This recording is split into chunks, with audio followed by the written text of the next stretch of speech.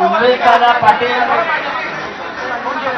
करण पवार यांच्याबरोबर आलेले सर्व कार्यकर्ते त्यांचे आणि पदाधिकारी.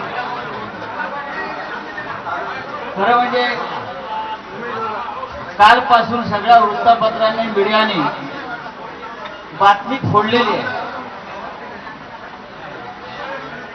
त्याच्यामुळे बातमीत काय आता नवीन बातमी नाहीये.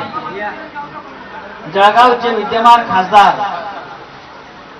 भारतीय जनता पक्षाचे नेते, उत्तर महाराष्ट्रातले आमच्या सगळ्यांचे संसदेचे सहकारी उमेशदादा पाटील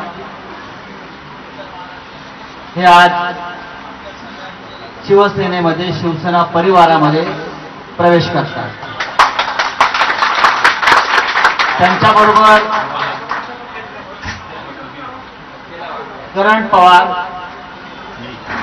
पाचोऱ्याचे नगराध्यक्ष, पारोळा आणि अनेक त्यांचे कार्यकर्ते, पदाधिकारी, अनेक संघटनांचे त्यांचे पदाधिकारी हे त्यांच्याबरोबर पक्षात प्रवेश करतात, शिवसेनेत प्रवेश करतात.